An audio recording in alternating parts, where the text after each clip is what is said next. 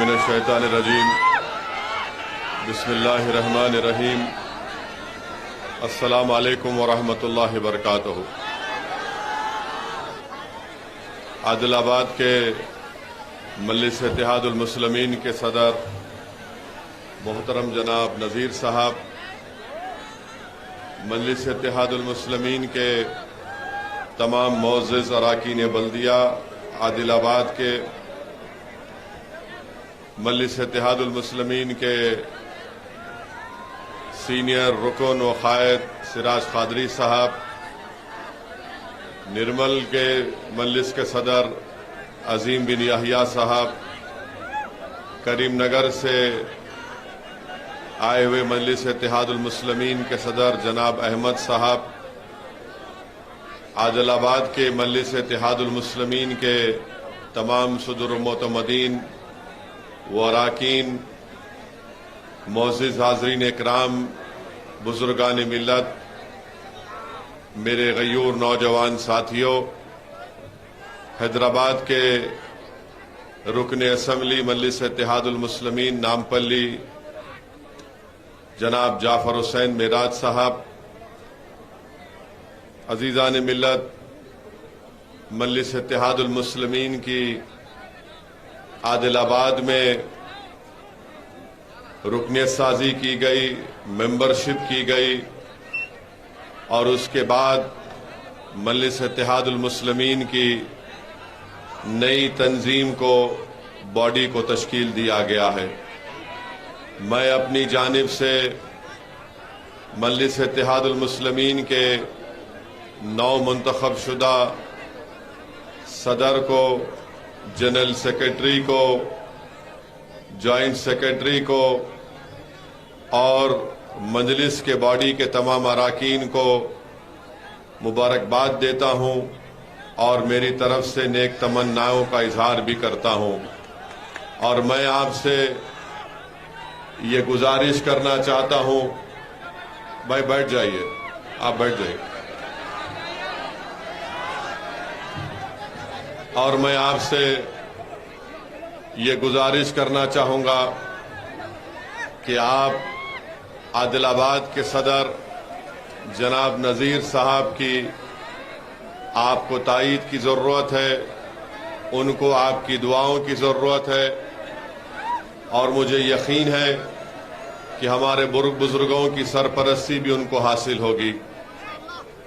अगर आप तमाम लोग मुत्तहदा तौर पर मजलिस के इस नए सदर आदिलाबाद और उनके साथियों को अपनी दुआओं से, अपनी मोहब्बतों से नवाजेंगे तो मुझे यकीन है कि इंशाअल्लाह ताला हम आदिलाबाद में एक नई सियासी तारीख को लिखेंगे।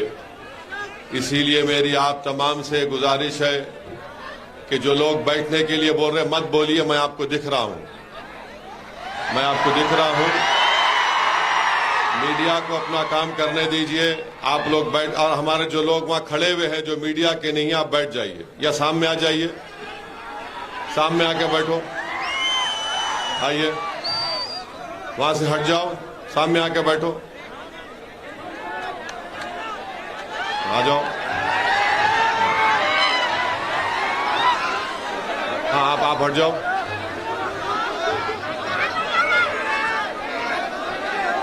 बैठिए, बैठिए, बैठ, हाँ हाँ, ए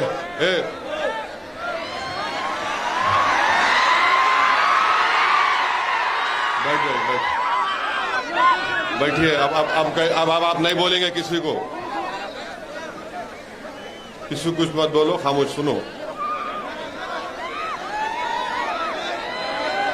मेरे अजीज दोस्तों, मैं आपसे ये गुजारिश कर रहा हूं कि आप थोड़ी देर के लिए इत्मीनान से मेरी जो बात को सुनिए जो मैं आपसे कहने आया हूं।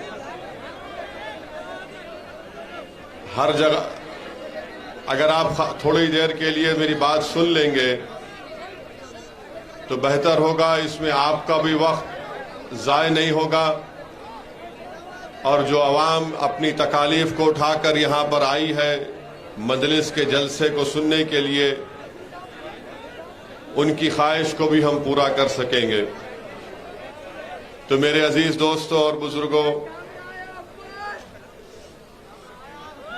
अगर आप बोलेंगे तो मैं नहीं बोलूंगा, या तो आप बोलेंगे या मैं बोलूंगा। बस सुनिए फिर आप। अजीजान मिल्लत, मैं फिर से आपसे अपील कर रहा हूं कि जनाब नजीर साहब के हाथों को मजबूत करिए और मजलिस इत्तेहादुल मुस्लिमीन आपकी जमात है और रहेगी इंशाअल्लाह ताला। मेरे अजीज दोस्तों और बुजुर्गों, चाहे तेलंगाना की सियासत हो या हमारे वतन अजीज की सियासत हो, मैं हमेशा इस बात को कह रहा हूं और आज भी दोहरा रहा हूं, और मैं खुलकर बोलता हूं बगैर अल्फाज को चाबे, इसीलिए मुझ पर इल्जामात भी लगते हैं, मगर सच्चाई यह है मेरे अजीज दोस्तों और बुजुर्गों, सच्चाई यही है कि हमारे वतन अजीज भारत में जिस समुदाय का, जिस बरादरी का, जिस कास्ट का उनका लीडर होगा, उन्हीं की आवाज को सुना जाता है। आज आदिलाबाद में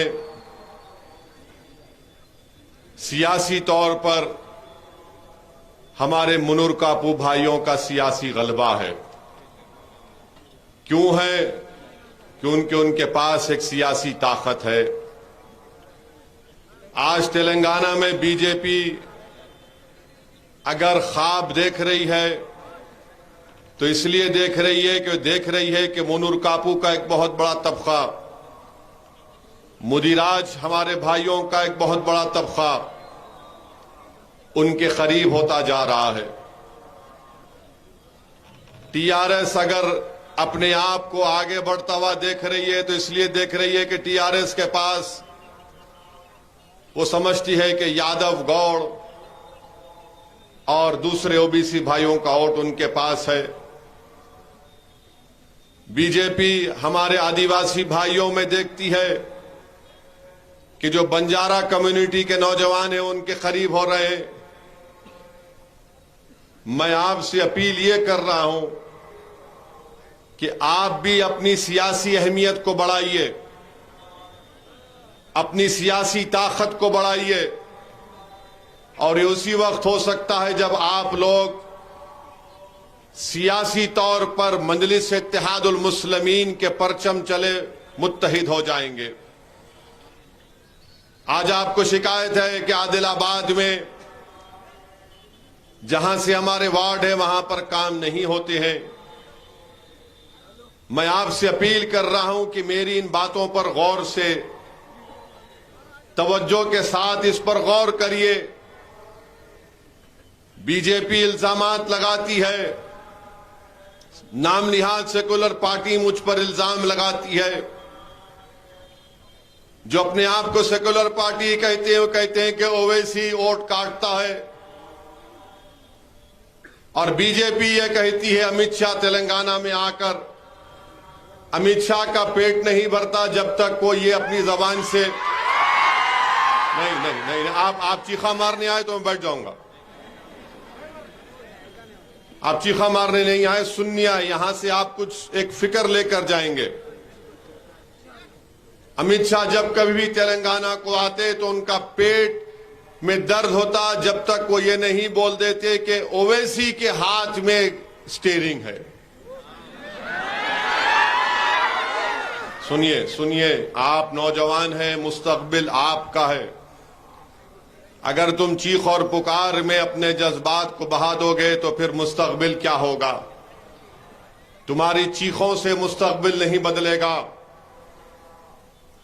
तुम्हारे इस तरह के नारों से तुम्हारा मुस्तकबिल अच्छा नहीं होगा। तुम्हारा मुस्तकबिल उस वक्त अच्छा होगा जब तुम मुत्तहिदा तौर पर आदिलाबाद और तेलंगाना में मजलिस इत्तेहादुल मुस्लिमीन को मजबूत करोगे।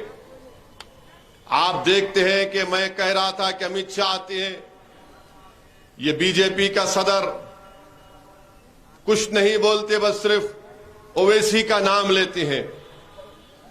अब आप अंदाजा लगाइए कि तेलंगाना में बीजेपी का सदर ये बोला कि ओवैसी कलालो आनंदम कोसमाकोट्टा सेक्रेटेरिएट, माने नया सेक्रेटेरिएट ओवैसी की खुशी के लिए बनाया गया है। अरे इन्हें कैसा आदमी है, कान में फूल उसके है क्या है? आने बगैर हमारा नाम लिए इन्हों अपने आप को मर्द नहीं कहला सकते क्या? और ये बोलते अमित शाह कि स्टीयरिंग ओवैसी के हाथ में है। सेक्रेटेरिएट के ताल्लुक से बोले गए कि गुम्मत बनाया गया सेक्रेटेरिएट में, तो ओवैसी के बोलने पर बनाया गया। अरे वो सेक्रेटेरिएट का डिजाइन एक मंदिर की बुनियाद पर बनाया गया है। गुजरात के एक हनुमान मंदिर से इंस्पिरेशन लिया गया है। उस डिजाइन से इंस्पायर होकर, उससे देखकर वो सेक्रेटेरिएट का डिजाइन बनाया गया। मगर बीजेपी वाले बोलना शुरू कर दिए ओवैसी। अब गाड़ी का स्टीयरिंग हमारी हाथ में है, तो अब आप सुनो क्या क्या सेक्रेटेरिएट ओवैसी की खुशी के लिए बनाया गया बोलते हैं ना। तो सेक्रेटेरिएट अगर मेरी खुशी के लिए बनाया गया तो मेरी खुशी तो मस्जिद में है। सेक्रेटेरिएट के दो मस्जिदों को गैर कानूनी तौर पर हुकूमत ने शहीद किया, वो मस्जिद अब तक नहीं बनी। तो मेरी खुशी कहां पूरी हुई? तुम्हारी खुशी पूरी हो गई। 3 मंदिरों के डिजाइन से इंस्पायर होकर सेक्रेटेरिएट बना दिए तेलंगाना की हुकूमत, और गाली हमको दी जा रही है। पहले तो मेरी मस्जिद बनना चाहिए था सेक्रेटेरिएट में, जो दर्जे वक्फ है, मगर उसको नहीं बनाया गया। मगर बीजेपी का इल्जाम कि ओवैसी की खुशी के लिए ओवैसी कलालो आनंदम कोसमाकोट्टा सेक्रेटेरिएट। हाँ, और फिर आप देखो, और एक बात आपको बता रहा हूं, चीफ मिनिस्टर ऐलान किए थे कि इस्लामिक सेंटर गच्चीबौली में बनाया जाएगा। अब तक इस्लामिक सेंटर नहीं बना, मगर स्टीयरिंग मेरे हाथ में है। अब आप सुनो, अब आप ये सुनो कि अब आपको जो बताने जा रहा हूं ये बात सुनो आप। इस्लामिक सेंटर नहीं बना, मगर ब्राह्मण सदन 31 जुलाई को, ब्राह्मण सदन 31 जुलाई को चीफ मिनिस्टर इफ्तिताह करने जा रहे हैं। गोपनपल्ली में 31 मई को ब्राह्मण सदन बनेगा। और अखबार की न्यूज पढ़ रहा हूं आपके सामने कि अखबार की न्यूज ये है, अंग्रेजी में पढ़ता हूं, बाद में तर्जुमा करता हूं, क्योंकि बीजेपी वाले बोलेंगे इन्हें इंग्लिश नहीं बोल सकता।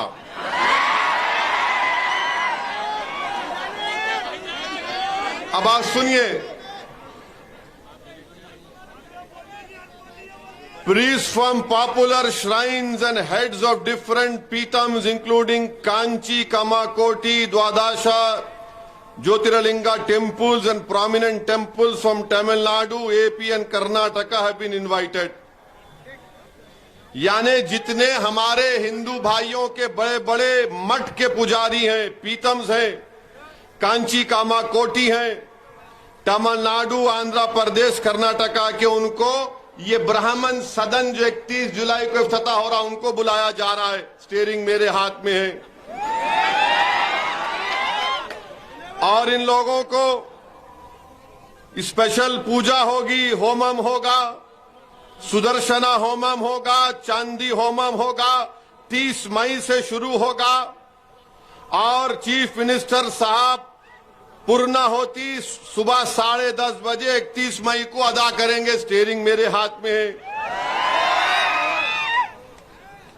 अच्छा, अब आप ये बोलो कि उसमें ब्राह्मण सदन में जो ब्राह्मण बच्चे होंगे, आला तालीम के लिए उनको रहने का इंतजाम, स्पेशल कोचिंग उनको दी जाएगी इम्तिहानों के लिए। अब आप बताओ कि ये बीजेपी और ये तमाम लोग बोलते, कांग्रेस भी बोलती, ओवैसी से पूछो। अब आप बताइए मेरे अजीज दोस्तों और बुजुर्गों। अच्छा, और एक बात, तेलंगाना की हुकूमत अब तक 2500 करोड़ रुपए मंदिरों की देखभाल के लिए और वहां के पुजारियों के लिए खर्च करी है। 2500 करोड़ रुपए। और अक़लियतों का बजट कितना है इस साल का? 2200 करोड़ रुपए, जिसमें मुसलमान, क्रिश्चियन, सिख, ईसाई और जैन भाई 2200 करोड़ और 2500 करोड़ रुपए मंदिरों के लिए तेलंगाना की हुकूमत ने खर्चा किया। अब फरवरी में चीफ मिनिस्टर ने इस बात का ऐलान किया कि 1000 करोड़ रुपए हनुमान कॉम्प्लेक्स जो कोडागट्टू जगतियाल डिस्ट्रिक्ट में उसको दिए जाएंगे। 2021 के बजट में चीफ मिनिस्टर ने कहा कि 720 करोड़ रुपए मंदिरों के लिए और अर्चकास के फलाह बहबूद के लिए खर्च किए जाएंगे। रियासती हुकूमत ने 4 करोड़ 25 करोड़ रुपए वेंकटेश्वरा स्वामी टेंपल दुब्बागा के लिए खर्च किए। कई इरिगेशन प्रोजेक्ट्स का नाम हिंदू भगवानों के नाम पर रखा गया, हमको एतराज नहीं है, ये खुद फाइनेंस मिनिस्टर हरीश राव ने कहा। फिर इस महीने में चीफ मिनिस्टर ने ऐलान किया कि 25 करोड़ रुपए हुकूमत देगी हरे कृष्णा टावर के लिए, जो हैदराबाद में नारसंगी में बनाया जाएगा।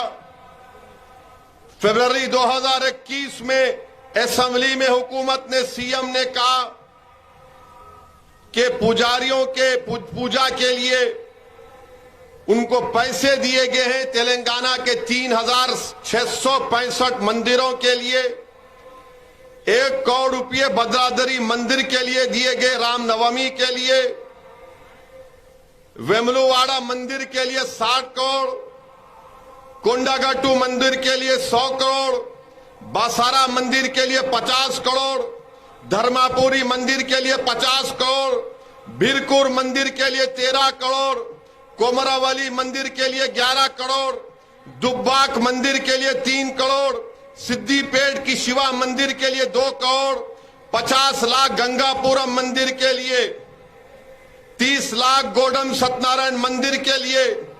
और रियासती हुकूमत ने 156 crore special development fund for developing temples other than major temple across the state, और टेम्पल वर्क फंड में 1890 करोड़ रुपए खर्चा किए गए।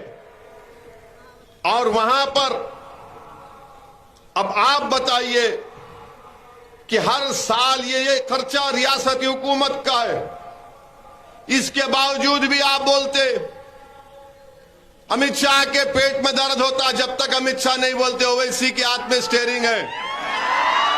अमित शाह आप बोलो, अगर स्टीयरिंग मेरे हाथ में है तो आपको ये होना नहीं होना?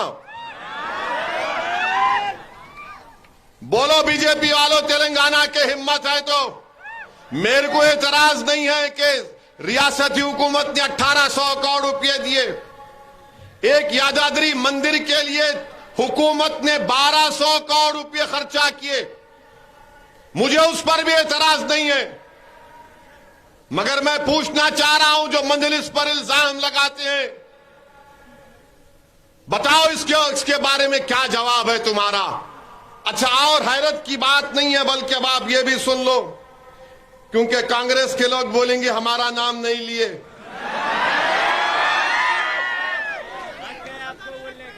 कांग्रेस के इनके जो सदर नए सदर बने, जो थोड़ी देर चले बाद में थक के बैठ गए, इन्हों रियासती तेलंगाना के कांग्रेस के सदर ने कहा कि अगर उनकी हुकूमत बनती है तो पूरे तेलंगाना में 100 राम मंदिर बनाएंगे, हर एक असेंबली कॉन्स्टिट्यूंसी में, और 10 करोड़ रुपए देंगे। भाई आप ये क्यों कहते बीजेपी वाले कि मुसलमानों की खुशामद की जा रही है?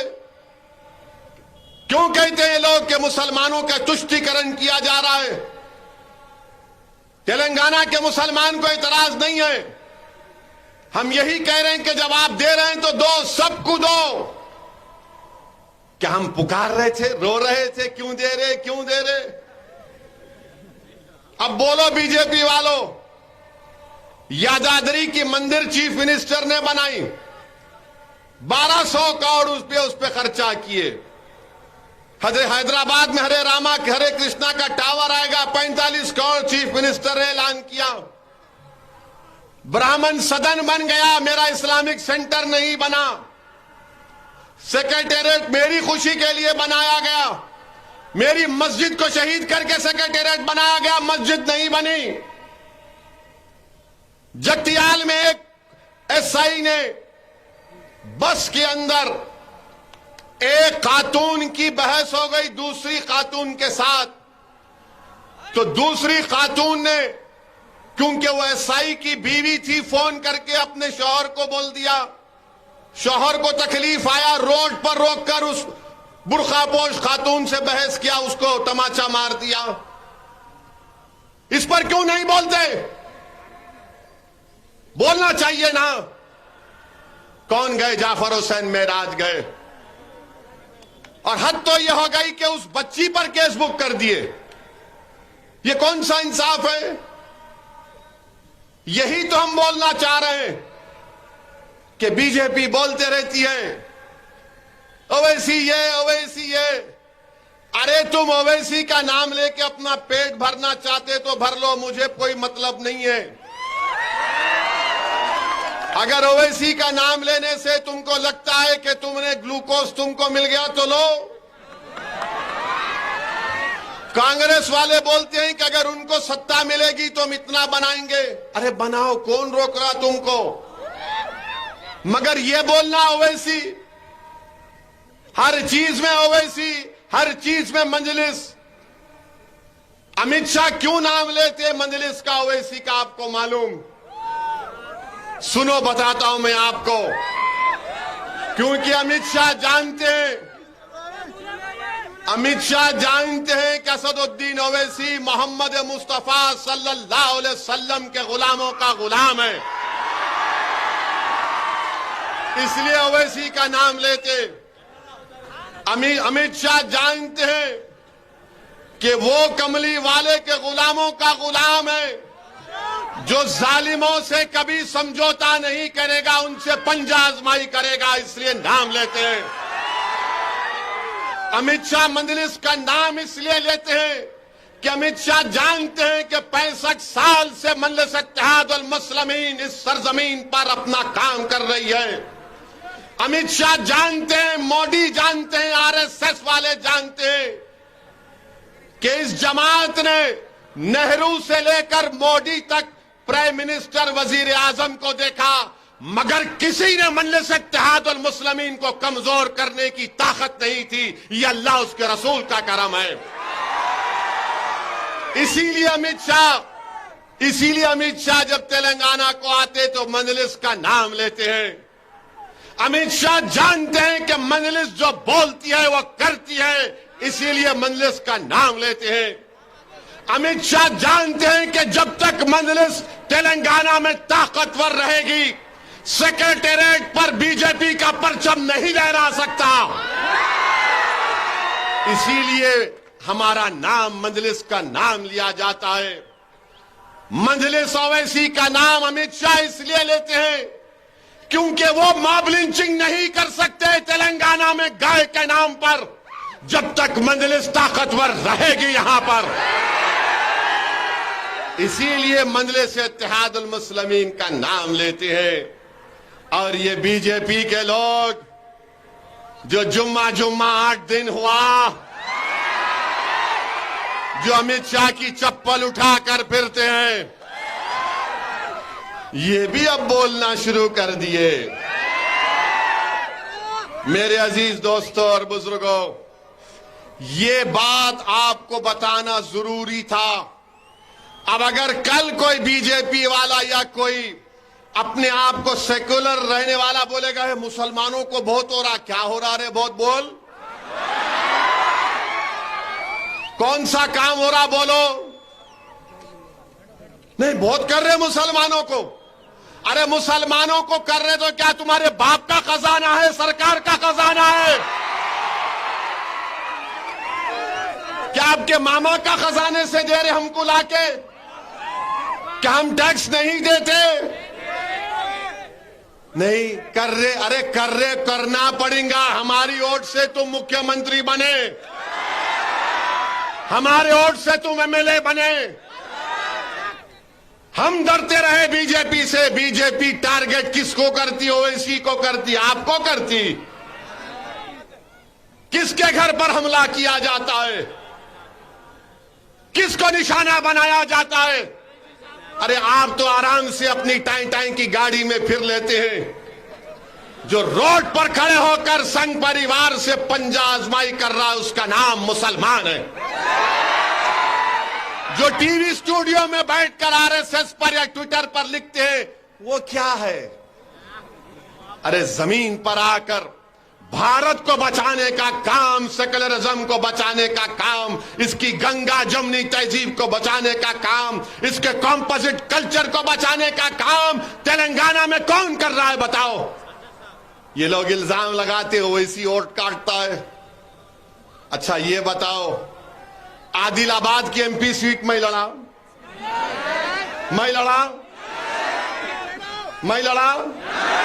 आप वोट दिए बीजेपी को, कितने लोग नहीं दिए हाथ उठाओ।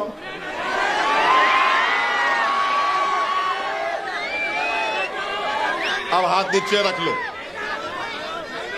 सुना, ठहरो आप, सुनो, फिर आप फिर बोल रहे, यहां आके बोलते। निजामाबाद एमपी सीट मजलिस लड़ी,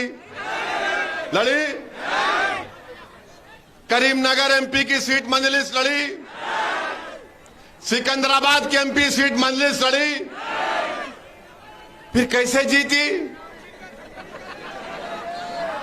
कैसे जीती? कौन जीता है? अरे तुम लोग जीता है, हम नहीं जीता है। मैं नहीं लड़ा तो बीजेपी जीत गई। अब जलसा कर रहा हूं तो सबके पेट में दर्द हो रहा। आप क्या करते असेंबली में यहां पे? ये अचानक जलसा क्यों हुआ आदिलाबाद में?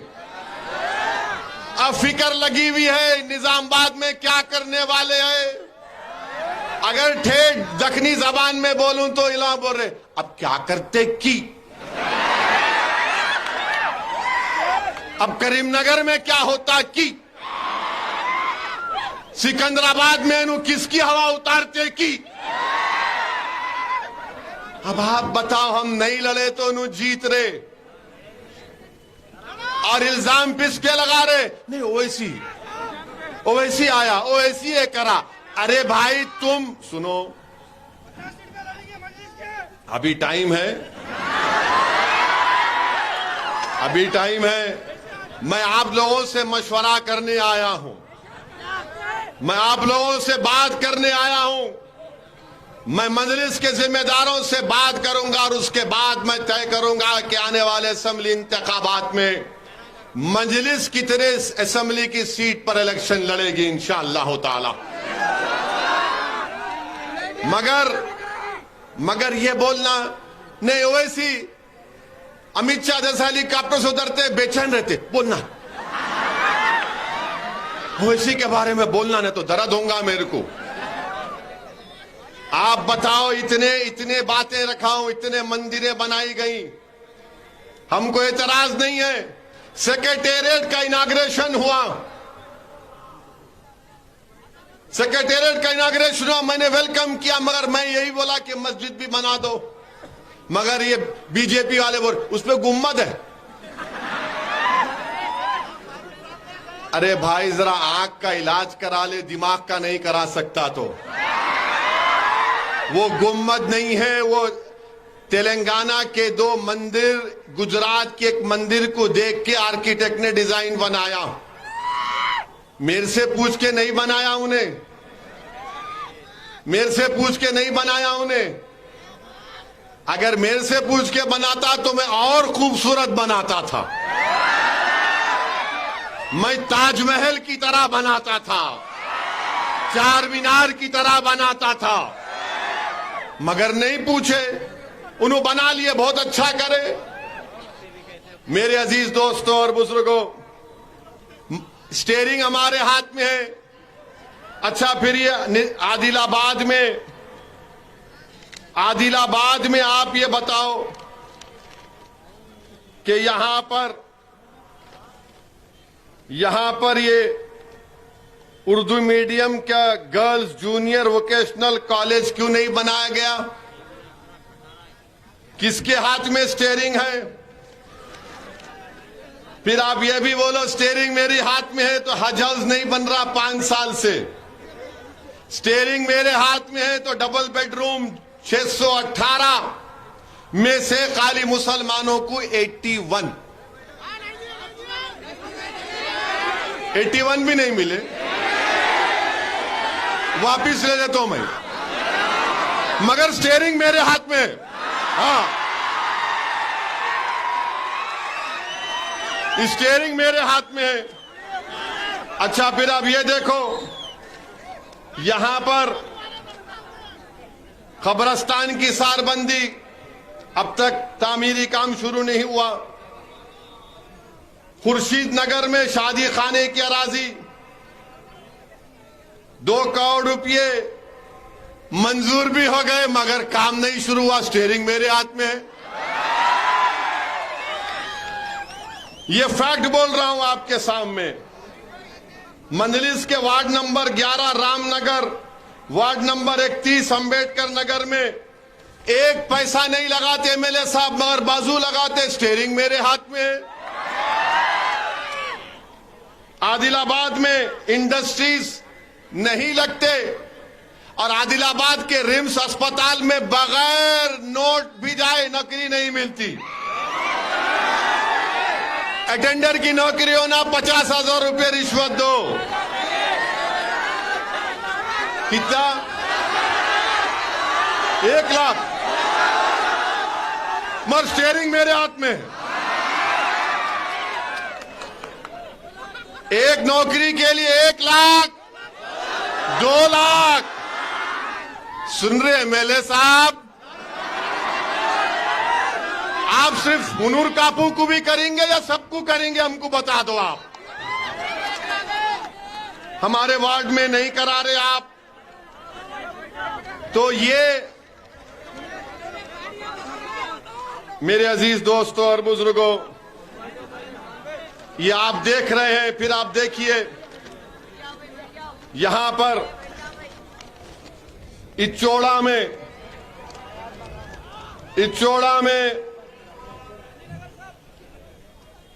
क्या बोले? हाँ, बोल रहा हूं, सब बोल दो, फिक्र मत करो।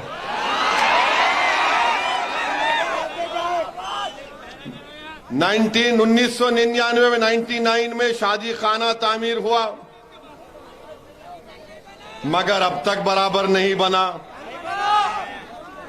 शादी खाना वहीं का वहीं रहा। रुकने असेंबली बूथ गांधीनगर में, वहां पर जुल्म हुआ। एमएलए साहब खामोश, स्टीयरिंग मेरे हाथ में। बड़े जानवरों की गाड़ी जब्त कर ली जाती, स्टीयरिंग मेरे हाथ में। इचोड़ा उर्दू मीडियम जूनियर कॉलेज की सख्त जरूरत है। कॉलेज नहीं होने की वजह से मुस्लिम बच्चियां तालीम तर्क कर रही हैं। अब याद रखो, जो लोग ये आदिलाबाद में बोलते ने ऊपर ओवैसी है हमारे साथ है, और बीजेपी बोल रहे स्टेयरिंग मेरे हाथ में। कहीं खुदा ना खास्ता मैं स्टेयरिंग से एक्सीडेंट नहीं कर दूं। अगर मैं तेज चलाना शुरू कर दिया अपनी गाड़ी को तो फिर क्या होगा बताओ। तो हम हुकूमत से, तेलंगाना की हुकूमत से इस बात का मुतालबा करते हैं कि आदिलाबाद टाउन में शादी खाने की अराजी जो दी गई उस पर तामीर शुरू होना, और ये शादी मुबारक के चेक्स एक एक साल नहीं आते। अब आप बताओ, आने डेढ़ साल हो रहा, अब इलेक्शन आएगा अक्टूबर में या दिसंबर में, उस वक्त आके नहीं बोलना ओवैसी गारू चप्पुंडो ओवैसी गारू नहीं होगा। फिर आपके पास टाइम है, अभी काम करो आप। ये जो मैं 6-7 काम बताया हूं, हमेशा हमारे बच्चों को मिलते, हमारे सदर को, अरे नजीर तेरे साथ है ना, ऐसा बोलने से नजीर का पेट भरता क्या? आदिलाबाद के गरीब मुसलमानों का फायदा होता क्या? अरे तुम्हारी लफबाजी की जरूरत नहीं है, काम की जरूरत है। और हम हुकूमत के सामने, बल्कि मैं आदिलाबाद के कलेक्टर से कह रहा हूं, आपका काम है कि इंसाफ करो। आपका काम है कि आप आदिलाबाद के मुसलमानों से इंसाफ करो। उनका जायज हक उनको मिलना चाहिए। ये मिट्टी कट्टी बातों से अब मामला हल होने वाला नहीं है। आदिलाबाद में नजीर साहब बता रहे हैं कि 60,000 के करीब मुस्लिम वोट है आदिलाबाद। आप बोले नजीर कितने हैं? 62,000 है बोल रहे कि जो भी होंगे, मगर अब आपको फैसला करना है। अगर इलेक्शन से पहले ये पूरे मसाइल हल होंगे तो फिर कुछ होगा। अगर आप ऐसे ही टाल मटोल करते रहेंगे, आपके चमचों को, हवारियों को बिठा के फूल कार पिना के फोटो डालेंगे, कुछ फायदा नहीं होगा। अगर आप कोई टोपी वाले, दाढ़ी वाले को साथ लेके ये समझेंगे कि कुछ हो जाएगा, तो आदिलाबाद का बच्चा, आदिलाबाद का बूढ़ा, आदिलाबाद की माएं बोलेंगी, एक ही टोपी वाला, एक ही दाढ़ी वाला जब तक आके नहीं बोलेंगे हम वोट नहीं डालेंगे किसी को। जब तक लंबी शेरवानी आके नहीं बोलेगा कुछ नहीं होगा। ये आदिलाबाद के गरीब मुसलमानों का मुतालबा है हुकूमत से कि आपको ये काम करना पड़ेगा। ये अब आप आकर वो वुडो डरा रहे मत डराओ, हमको किसी के बाप से डरने वाले नहीं हम। हम भी चाहते बीजेपी आगे ना बढ़े तेलंगाना में।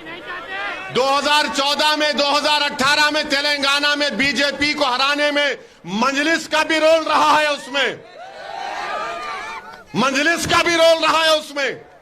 और हम हरगिज नहीं चाहते कि बीजेपी आगे बढ़े, मगर इसका यह मतलब नहीं है कि आदिलाबाद में कोई डेवलपमेंट ना हो, हमारे वार्ड में कोई डेवलपमेंट ना हो उसमें। मेरे अजीज दोस्तों और बुजुर्गों, इसीलिए हम आपसे अपील, हाँ आईटी हब भी बनाया गया। आईटी हब में, अब सुनिए अब आप, आईटी हब में यहां पर भी नौकरियां मिलनी चाहिए। हमारे बच्चे भी क्वालिफाइड हैं। अरे सबको दो आप मौका। जब सब गरीबों को मौका मिलेगा तो आदिलाबाद ऊंचाई पर जाएगा इंशाअल्लाह ताला। मेरे अजीज दोस्तों और बुजुर्गों, यहां पर 2017 के टीआरटी टीचर का भी मैजर है कि इनके 340 पोस्ट को नहीं 550 पोस्ट को डी रिजर्व करना है। ये मसला असेंबली में कई मर्तबा मजलिस के अरकान असेंबली ने उठाया, और आज हम देखते हैं कि भारत की लोकसभा की पार्लियामेंट का इफ्तिताह हुआ। हमारे प्रधानमंत्री वो एक फोटो आई लेटे हुए हैं, फिर एक टीवी पर मैं देखा कि लोकसभा के अंदर प्रधानमंत्री जा रहे और उनके पीछे कम से कम 18 से 20 हमारे हिंदू भाइयों के मजहब के पुजारी मंत्र पढ़ते हुए जा रहे हैं। प्रधानमंत्री, मुझे देखकर बड़ा ताज्जुब हुआ कि आपके दिल में ये जगह क्यों नहीं पैदा हुई कि जब हिंदू पुजारियों को लेकर मैं जा रहा हूं लोकसभा के अंदर, तो उसमें ईसाई पादरी भी होना चाहिए था, उसमें सिखों के मजहबी रहनुमा को भी होना चाहिए था, उसमें मुसलमानों के कोई एक मौलाना को भी होना चाहिए था। अरे यही तो भारत की खूबसूरती है। वजीर आजम, इस देश का मजहब एक नहीं है, भारत का एक मजहब नहीं है, भारत किसी मजहब को मानता भी नहीं है, भारत पूरे मजहबों को मानता है। इंडिया का कोई रिलीजन नहीं है, इंडिया सब रिलीजन को मानता है। अगर कोई रिलीजन को नहीं मानता, इंडिया उसको भी मानता है। मगर अफसोस हुआ देश के प्रधानमंत्री, आप सिर्फ एक ही मजहब के लोगों को लेकर गए लोकसभा में। काश आपका दिल बड़ा होता तो उसमें ईसाई, सिख, मुसलमान और जैन लोग भी अंदर होते, बाहर हुआ। मगर लोग बोलते हैं, अब बोलेंगे नहीं बाहर नहीं हुआ, उस सूर्य रहमान का सूरा नहीं पढ़े। अरे भाई, अंदर भी पढ़ना था, अंदर भी पढ़ना था। यासीन वल कुरानिल हकीम, यह भी पढ़ना था अंदर। मगर प्रधानमंत्री सिर्फ अपने साथ इन्हीं लोगों को लेकर गए। वो लोकसभा का नया इफ्तिताह नहीं दिख रहा था, ऐसा दिख रहा था कि कोई दिल्ली के सुल्तान की ताजपोशी हो रही है। अफसोस हुआ, पार्लियामेंट की जरूरत है, पार्लियामेंट बनना चाहिए। मगर ये क्या हुआ है? क्या ये भारत का सेकुलरिज्म है? क्या ये सत्यमेव जयते है? क्या यही दिन देखने के लिए हमारे बुजुर्गों ने अंग्रेजों से लड़कर अपनी जानों की अजीम कुर्बानी दी थी? क्या इसीलिए हमारे बुजुर्गों ने काला पानी की सजा काटी थी? क्या इसीलिए जलियांवाला बाग में हमारे बुजुर्गों ने अपनी जानों को कुर्बान कर दिया अंग्रेजों की गुलामी से आजादी हासिल करने के लिए? क्या इसीलिए बहादुर शाह जफर के सामने उनके बेटों की कटे हुए सर को लाकर पेश किया गया था? क्या इसीलिए टीपू सुल्तान ने अपनी जान की कुर्बानी दे दी अंग्रेजों से गुलामी को आजाद कराने के लिए? बताइए आप मेरे अजीज दोस्तों और बुजुर्गों, ये देश के वजीर आजम को नहीं करना चाहिए था। मिस्टर मोदी, आप हिंदुओं के भी प्राइम मिनिस्टर हैं, मुसलमानों के भी हैं, ईसाइयों के भी हैं, सिखों के लिए भी हैं, आदिवासियों के लिए आप सब 130 करोड़ जनता के वजीर आजम हैं। आप एक मजहब के नहीं हैं। तो लोग अब कल से बोलेंगे वैसी तेरा मजहब कौन सा है? अरे दीवाने, मैं प्राइम मिनिस्टर ऑफ इंडिया की बात कर रहा हूं, मैं प्रधानमंत्री की बात कर रहा हूं, मैं वजीर आजम हिंद की बात कर रहा हूं। मेरी बात तुम कब जब करोगे? जब कोई मैं ओहदे पर आऊंगा। मगर इंशाअल्लाह ताला जब तक अल्लाह मुझे जिंदा रखेगा, जब तक आपकी दुआएं, आपका साथ रहेगा, असदुद्दीन ओवैसी जहां ठहरा है वहीं ठहरेगा। मेरी अगर ये फकीरी है तो मुझे अपनी फकीरी पर नाज है। अल्लाह ने मेरी फकीरी में शाही दी है। जो मुकाम अल्लाह ने मंजलिस के लोगों को दिया है, वो किसी बड़े बड़े जमात के कायदीन को अल्लाह ने नहीं दिया है। ये अल्लाह का बहुत बड़ा करम और फजल है। मेरे अजीज दोस्तों और बुजुर्गों, आज पार्लियामेंट का इनॉग्रेशन हुआ तो बार बार हाँ यही है जावेद भाई, बैठ तू। बार बार बार बार मीडिया के लोग पूछ रहे आज 28 में है, आप बताओ। मैंने कहा मैं क्या करूं, नहीं उनकी सालगिरह का दिन है। मैं भी 13 मई को पैदा हुआ, क्या करेंगे। मगर मैं अपनी बर्थडे नहीं मनाता हूं।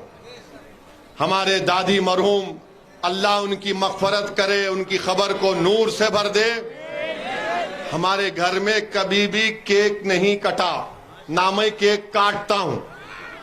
मेरे को बर्थडे मालूम ही नहीं। जबकि लोग मुझे मुबारकबाद देते तो मैं ताज्जुब करता हूं, इन्हें वाकई मेरा दोस्त है दुश्मन है इन्हें। मेरी जिंदगी का 1 साल कम हुआ, इन्हें खुश हो रहा। हेलो किधर। बर्थडे तो एक ही है, माह रब्बिल अव्वल में मिलादुन नबी, बस, जिसकी वजह से वजीए तख्लीक कायनात हुई है। अब 28 की बात कर रहा हूं, हम उनको जवाब दिए। अब सुनो 28 मई के बारे में। काला पानी की सजा अल्लामा फजल खैराबादी को हुई।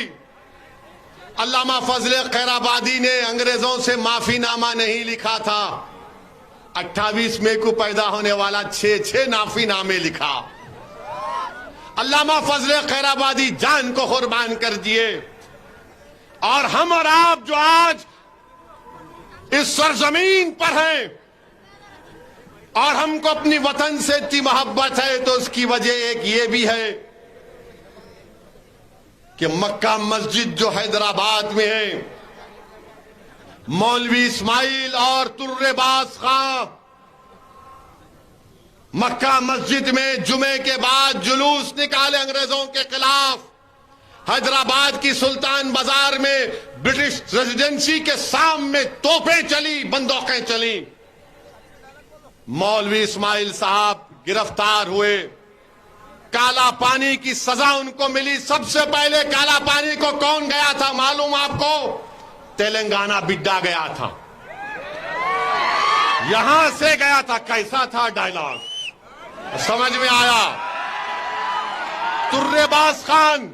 तुर्रेबाज खान की लाश को तूपरान के पास सालार जंग गिरफ्तार किए, गोलियां मारकर तुर्रेबाज खान की लाश को सुल्तान बाजार में 4 दिन तक लटका के रख दिया गया।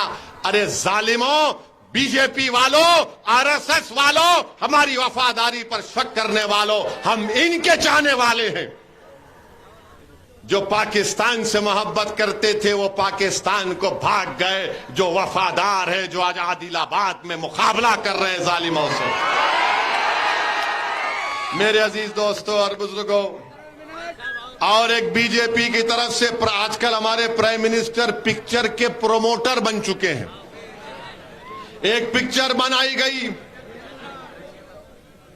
कुछ भी नाम होगा, गलीज नाम उसका, और उस पिक्चर में दिखाया गया, पहले बोला गया कि 32,000 औरतें आईसिस में भाग गई। बाद में केरला की एक सियासी जमात की यूथ विंग ने ऐलान किया कि हम इतने करोड़ का इनाम देंगे अगर तुम 32 नाम बता दिए तो फौरन बोले नहीं, खाली 5। और प्राइम मिनिस्टर बोल रहे बड़ी अच्छी पिक्चर है। प्राइम मिनिस्टर, आपसे बड़ा कोई एक्टर नहीं है। आप जो 9 साल से पिक्चर बना रहे हैं ना, वो सब लोग देख के खाली खुश हो रहे, मगर जब ये पिक्चर खत्म होगी तब इस देश के लोगों को ख्याल आएगा, अरे ये पिक्चर थी, रियलिटी नहीं थी। देखो पिक्चर, और इस पिक्चर में विलन कौन है? दाढ़ी वाला है। इस पिक्चर में विलन कौन है? बुर्का पहनने वाली बहन है, और बाकी सब हीरो है। ये सब दोस्त हैं, हम दुश्मन हैं। ये 9 साल का कारनामा है बीजेपी का कि एक पिक्चर को प्रमोट करते हैं झूठ की बुनियाद पर। अरे पिक्चर बनाने वालों, तुम हमारी मां और बहनों की बेइज्जती करके अपना पेट पाल रहे हो, तो थूकता हूं तुम्हारे पेट पर, मैं थूकता हूं तुम्हारी झूठ पर। अल्लाह तुमको गारत करे कि तुम झूठ को दिखाकर तुम सच्चाई को दिखा नहीं सकते, मगर याद रखो सूरज जब निकलता है तो सूरज सच्चाई की निशानी है। और तुम जानते हो कि मुसलमान दहशतगर्दों का कभी साथ दिया ना कभी देगा इंशाअल्लाह ताला। पिक्चर बना दिए, प्राइम मिनिस्टर प्रमोट कर दिए। अब ये सेक्युलर पार्टी के लोग बोलेंगे अब इलेक्शन आएगा तो कांग्रेस के लोग आके बोलेंगे ओवैसी साहब गाड़ी का स्टीयरिंग आपके हाथ में है। अरे भाई साहब, आपका नामो निशान मिट रहा है। निर्मल में आपका है, क्या नाम उसका, अच्छा कोई भी है, उन्होंने भाग गए छोड़ के, सब छोड़ छोड़ के भाग रहे आपको, मगर इनको सबको एक ही मर्द दिखता है ओवैसी, असदुद्दीन ओवैसी, अकबरुद्दीन ओवैसी, मंजलिस। अरे पहले अपने भागने वालों को रोको, उनको समझाओ। सब के सब चप्पला बगल में रख के भाग रहे एक के बाद एक, एक के बाद एक। मगर अब कांग्रेस वाले बोलते हैं नहीं, असदुद्दीन ओवैसी की वजह से, मंजलिस के इलेक्शन लड़ने की वजह से मैं 8 सीट लड़ा, 1 एमपी की सीट लड़ा, औरंगाबाद की दूसरी सीट एमपी की लड़े, किशनगंज की लड़े। औरंगाबाद की आवाम को लाखों सलाम, वहां के हिंदू मुसलमान दलित ओबीसी भाइयों बहनों ने 21 साल के शिवसेना के एमपी को हरा के इम्तियाज जलील को अपना एमपी बनाया। किशनगंज में अख्तरुल ईमान 3 लाख वोट लिए और वहां पे कांग्रेस जीती, बीजेपी नहीं जीती। अब ये बताओ कि क्या खाली भारत में 3 लोकसभा की सीट है, बाकी कुछ भी नहीं है? मगर नहीं, ओवैसी। राजस्थान में कांग्रेस की सरकार है, राजस्थान में जुनैद और नसीर को उनके घर से किडनैप करके जिंदा जला दिए, हरियाणा ले जाकर गाड़ी में डालकर जिंदा जला दिए। ये गौ रक्षक नहीं है, ये राक्षस हैं ये लोग।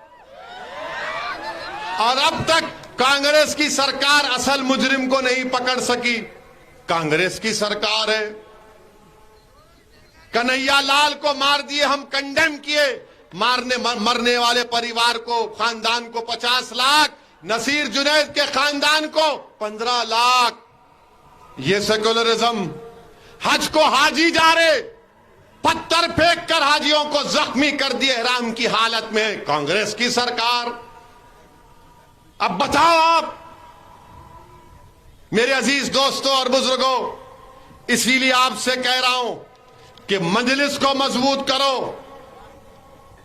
बीजेपी खुश है, मुनुर कापू मुदिराज उनके साथ आ रहे हैं। बीजेपी खुश है, कितनी खुशी रहती नहीं मालूम। हाँ, बिल्ली के ख्वाब में छिछड़े रहते, मालूम ना आपको। मेरे अजीज दोस्तों और बुजुर्गों, लीडरशिप बनाओ। नजीर तुमको दिख रहा होगा, मगर नजीर को तुम अपना लीडर बनाओगे तो नजीर इंशाअल्लाह ताला आपके मसाइल के लिए लड़ेगा, आपके लिए जिद्दोजहद करेगा। और हम तेलंगाना की हुकूमत से भी ये बोल रहे हैं, ये जो वाकयात हो रहे हैं उस पर रोक लगाइए आप। ये जो संघ परिवार के ताकतें, ये जो सांप अपना सर उठा रहा है, रोको इनको, रोको इनको, इनके नाक में नकील डालो, इनके बढ़ते हुए कदमों को रोको आप। अगर आप यही समझेंगे कि नहीं नहीं सब ठीक है, तो मैं आपको बताना चाह रहा हूं हुकूमत को, ये आपके लिए कहीं चैलेंज ना बन जाए मुस्तकबिल में। मेरे अजीज दोस्तों और बुजुर्गों, मेरी आप तमाम से अपील है कि मजलिस को मजबूत करिए और डरने और घबराने की जरूरत नहीं है। अमन को हमेशा मजबूत करिए। आदिलाबाद का अमन हमारे लिए बहुत अहम है। तेलंगाना का अमन हमारे लिए बहुत बड़ा अहम है। तेलंगाना को और ऊंचाइयों पर लेकर जाना है, मगर ऊंचाइयों पर लेकर जाने का मकसद, ये मतलब ये नहीं निकलता कि मेरे ख्वाबों को चूकनाचूर कर दिया जाएगा। मुझे दबाकर तुम ऊंचाइयों पर नहीं जा सकते। अगर ऊंचाइयों पर जाना है तो मुझे भी ऊंचाइयों पर जाने का ख्वाब है। हम सबको ऊपर लेकर जाना पड़ेगा, हम सबको तरक्की करना पड़ेगा। यह मजलिस इत्तेहादुल मुस्लिमीन का पैगाम है। मेरे अजीज दोस्तों और बुजुर्गों, मेरी आप तमाम से फिर से अपील है कि अपने दीन से वाबस्ता रहिए, मस्जिदों को आबाद रखो, पढ़ाई हासिल करो, स्कूल को भिजाओ अपने बच्चियों को और अपने बेटों को, कॉलेजेस को भिजाओ, मुसलमानों पढ़ो, इल्म हासिल करो, काबिल बनो, ताकतवर बनो, डॉक्टर बनो, वकील बनो, इंजीनियर बनो, ग्रेजुएट बनो, टीचर बनो, आरडीओ बनो, सरपंच बनो, एमएलए बनो, एमपी बनो। तुमको हर मैदान में आगे बढ़ना है। और याद रखो, कभी भी अपनी जबान पे ये लफ्ज नहीं लाना कि मैं गरीब हूं, मैं क्या कर सकता हूं। अरे जो गरीब है, तुम तारीख नहीं जानते गरीबों की। वो गरीब ही थे जिन्होंने दुनिया की तारीख को बदल के रख दिया। वो गरीब ही थे जिसने मक्के की सरजमीन पर इनकलाब को बर्पा किया। वो गरीब ही थे जिसने उहद के मैदान में इनकलाब को बर्पा किया। वो गरीब ही थे जिसने करबला को अपने खून से रंग किया।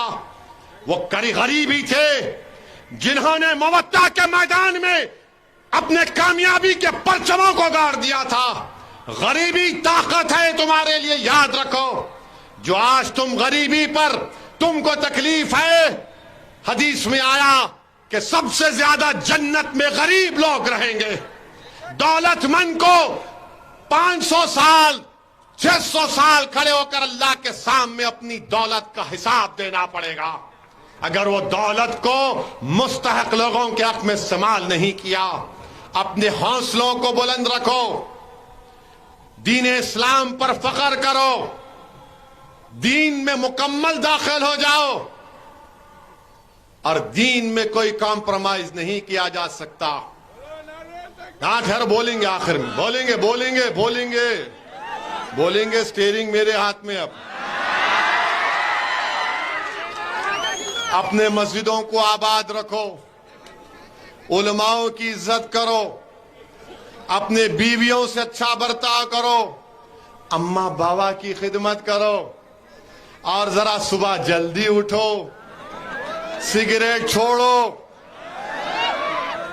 सिगरेट छोड़ो, ये खोल के पुड़ियां डालना बंद करो। दुनिया तुम्हारे को पुड़ी दे के तुमको बेवकूफ बना रही है। जागो नौजवानों, जागो, ये मुस्तकबिल तुम्हारा है। हमको इस मुल्क को बचाना है फाशिस्ट ताकतों से। इस अजीम मुल्क को हमको बचाना है फिरका परस्त ताकतों से। और याद रखो, ये वतन हमारा है, ये वतन हमारा ही रहेगा इंशाअल्लाह ताला। अब कोई हिजरत नहीं होने वाली है। अब वतन हमारा यही था, यही रहेगा।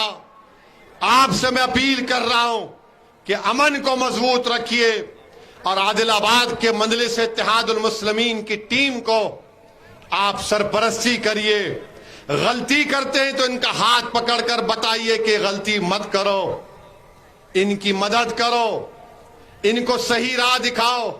बुजुर्गों से, उलमाओं से अपील है कि मेरी आपसे गुजारिश है कि आप इनकी सरपरस्ती करिए। अब इंशाअल्लाह ताला तेलंगाना में हमारे जलसे शुरू हुए हैं। अब तेलंगाना में चलते रहेंगे हमारे जलसे। अब और बीजेपी वाले कुछ बोलेंगे, अमित शाह कुछ बोलेंगे, मोदी कुछ बोलेंगे, किसी का कर्जा नहीं रखता हूं, जवाब दूंगा इंशाअल्लाह ताला। जवाब देंगे, मगर जमहूरी तरीके से देंगे, संविधान के दायरे में रहकर देंगे। और इनको बताएंगे कि तुम्हारी बातों से हम डरने वाले नहीं हैं। तुम्हारे खौफ से हम झुक जाने वाले नहीं हैं।